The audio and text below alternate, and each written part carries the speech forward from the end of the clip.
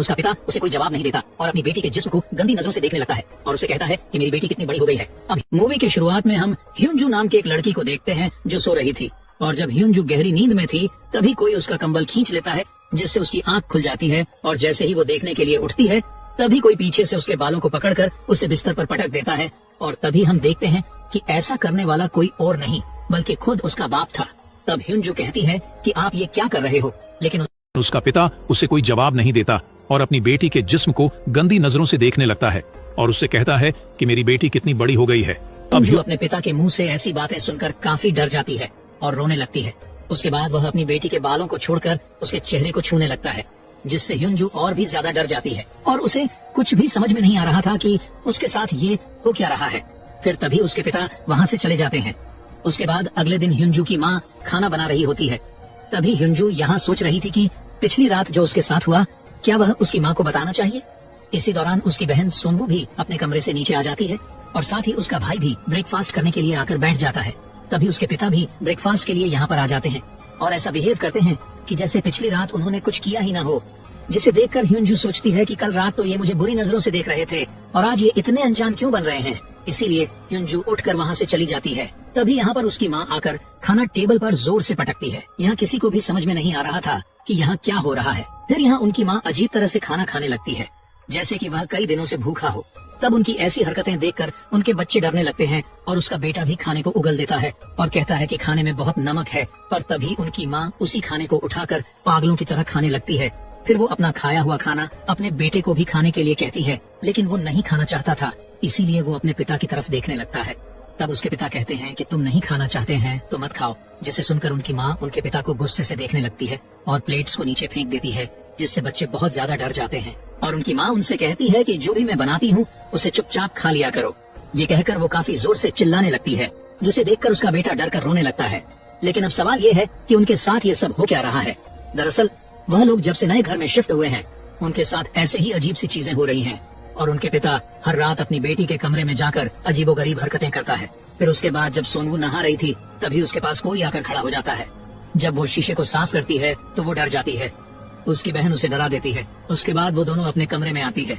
तब ह्यूंजू अपनी बहन को अपने पिता के बारे में बताती है कि कैसे हर रात वह उसके कमरे में आकर अजीबोगरीब हरकतें करते हैं, जिसे सुनकर सोनवू काफी हैरान हो जाती है कि उसके पिता ऐसा कैसे कर सकते हैं। तभी उनके पिता भी वहाँ पर आ जाते हैं, जो उनकी बातों को सुन लेते हैं, जिसके बाद वो वहाँ से एक चाकू उठाकर उनके ऊपर हमला करने की कोशिश करते हैं। पर सोनवू उन्हें धक्का देकर वो दोनों बहनें वहाँ से भाग जाती हैं। लेकिन तभी अचानक फिर से उनके पिता उनके सामने आ जाते हैं और वह सोनवू के बालों को पकड़कर वहाँ से नीचे फेंक देते हैं। तब वह सीढ़ियों में गिरकर वहीं बेहोश हो जाती है। तभी उसकी बहन ह्यूंजू डरकर वहाँ से भाग जाती है और एक जगह पर आकर छुप जाती है। तब उसके पिता एक हथौड़ा लेकर उसे ढूंढने लगते हैं। फिर वही दूसरी तरफ सोनवू को भी होश आ जाता है और वह अपनी बहन को ढूंढने लगती है।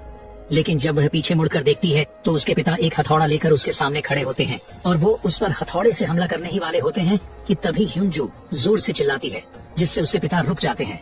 तभी ह्यूंजू एक बैट से अपने पिता को जोर से मारती है, लेकिन उसके पिता को कुछ भी नहीं होता और गुस्से में वह उसके ऊपर भी हथौड़े से हमला करने लगते हैं। और तभी नीचे से उनके असली पिता ऊपर आने लगते हैं, जिसे देखकर उनका बहरूपिया हथौड़ा फेंककर दूसरे कमरे में चला जाता है। फिर उनके पिता ऊपर आकर अपनी बेटियों को देखते हैं जो उनसे डरकर पीछे हट रही थी। तभी उनके पिता दरवाजे पर हुआ एक बड़ा सा छेद को देखते हैं और उनसे पूछते हैं कि क्या तुम दोनों यहाँ पर लड़ाई कर रही थी। लेकिन वो दोनों कोई भी जवाब नहीं देते और तभी उनका भाई यहाँ पर आता है। तब वह दोनों बहनें उसे यहाँ से भागने को कहती हैं। फिर तभी पीछे से उनकी माँ वह हथौड़ा उठाती है और उनके पिता के पास जाकर उन पर हमला करने लगती है। तभी उनके पिता उसे रोकने की कोशिश करते हैं, लेकिन वह उन्हें धक्का मारकर गिरा देती है, जिसके बाद वह काफी डरावनी स्माइल देने लगती है और टूटे हुए कांच पर पैर रखकर अपने रूम में चली जाती है। लेकिन तभी नीचे से उनकी माँ आवाज देकर ऊपर आती है और उनसे पूछती है कि ये सब क्या हो रहा है। लेकिन सभी लोग उनसे डरने लगते हैं। तभी उनके पिता डरते हुए रूम का दरवाजा खोलते हैं, लेकिन रूम में कोई भी नहीं होता। पर उनके पिता फ्लोर पर पड़े हुए हथौड़े को देखते हैं, जिसके बाद उनकी माँ अपने बच्चों से पूछती है कि क्या हुआ। लेकिन वो तीनों अपने माँ से डर रहे थे। फिर अगली सुबह उनके पिता अपने भाई को घर बुलाते हैं, जो चर्च का एक फादर होता है, और अगले दिन वह उनके घर आता है। तब फादर उन्हें ऐसे ही अजीब घटनाओं के बारे में बताता है, लेकिन उसका बड़ा भाई इस सब पर विश्वास नहीं करता था। फिर रात को ये लोग एक साथ एक ही रूम में सोने का डिसाइड करते हैं। उसके बाद आधी रात में छोटे बच्चे को टॉयलेट आती है और वह बिना किसी को परेशान किए अकेला ही वॉशरूम में चला जाता है। तभी उसके जैसा ही दिखने वाला एक बहरूपिया वहाँ आता है जो एक चाकू उठाकर अजीब सी स्माइल करता है, और वह फादर को मारना चाहता था, लेकिन वो उसे नहीं मार पाता और ऐसा लग रहा था कि उसे किसी चीज ने रोक लिया था। तभी फादर अपनी आंख खोलते हैं और वो समझ गए थे कि यहाँ पर खतरनाक आत्मा का साया है, लेकिन फादर इस चीज से अकेले नहीं लड़ सकते थे, इसीलिए वो अपनी एक सीनियर फादर से मदद मांगते हैं। फिर सभी सीनियर बैठकर बात करते हैं कि आखिर इस फैमिली को उस आत्मा से कैसे बचाया जाए, और वह सभी मिलकर एग्जॉर्सिज्म करने का फैसला करते हैं। फिर अगले दिन फादर्स की टीम उनके घर जाने के लिए निकलते हैं और उनका भाई उन्हें पिकअप करता है, लेकिन रास्ते में कौआ उनके गाड़ी में अटैक करते हैं और साथ ही उनके गाड़ी का ब्रेक फेल हो जाता है, जिससे गाड़ी का बैलेंस बिगड़ जाता है और गाड़ी एक खाई में जाकर गिर जाती है। फिर दूसरी तरफ उनके पिता सोनवू को बेड से बांध देते हैं। तभी बच्चों की माँ उन्हें समझाने की कोशिश करती है, लेकिन वो कहते हैं कि ये सब ठीक करने का बस यही एक तरीका है। फिर आधी रात को फादर खून से लथपथ होकर उनके घर आते हैं और बताते हैं कि सभी फादर्स मारे जा चुके हैं, इसीलिए अब जो भी करना है वह हमें ही करना होगा। लेकिन फादर को इसमें डर लग रहा था, क्योंकि आखिरी बार जब उन्होंने एक्सोर्सिज्म करने की कोशिश की थी तो उस आत्मा ने फादर के पूरे फैमिली को मार दिया था, और उन्हें डर लग रहा था कि फिर से ऐसा ना हो जाए, और अगर ऐसा हो गया तो वह खुद को माफ नहीं कर पाएंगे और पूरी जिंदगी पछतावे में रहेंगे। लेकिन उसका भाई अपने घुटनों में बैठकर उससे रिक्वेस्ट करता है कि हमें किसी भी तरह इस शैतान से बचाओ, वरना वह हम सभी को मार देगा।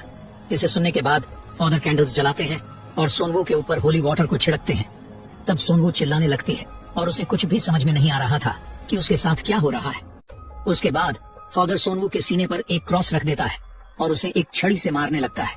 तब सोनवू दर्द से चिल्लाने लगती है और उनसे पूछती है कि वह उसके साथ ऐसा क्यों कर रहे हैं। तभी फादर अपने भाई से कहता है कि क्या तुम अभी भी ये सब जारी रखना चाहते हो, जिस पर वह अपनी बेटी का पैर कस के पकड़ता है ताकि वो हिल ना पाए। फिर फादर उसको छुरी से जोर जोर से मारने लगता है। तब सोनवू काफी चिल्लाती है और रोने लगती है, जिसे देखकर उसके पिता भी रोने लगते हैं और फादर अलग अलग छड़ी निकालकर उसे मारते ही जा रहे थे। तब सोनवू दर्द के कारण बेहोश हो जाती है और वहीं दूसरी तरफ जहां एक्सीडेंट हुआ था वहां पुलिस पहुंच जाती है और हम देखते हैं कि उन फादरों के साथ उसका भाई भी बेहोश पड़ा हुआ था। इसका मतलब घर में जो आदमी है वो उसका भाई नहीं बल्कि खुद ही शैतान है, जो कि लगातार सोनवू को पीट रहा था।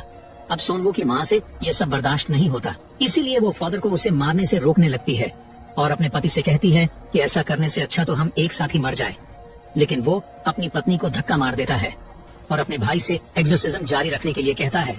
तभी उसकी पत्नी उससे कहती है कि तुम डरपोक हो जो गलत का साथ दे रहे हो, जिससे पति को गुस्सा आ जाता है और अपनी पत्नी का गला दबाने लगता है।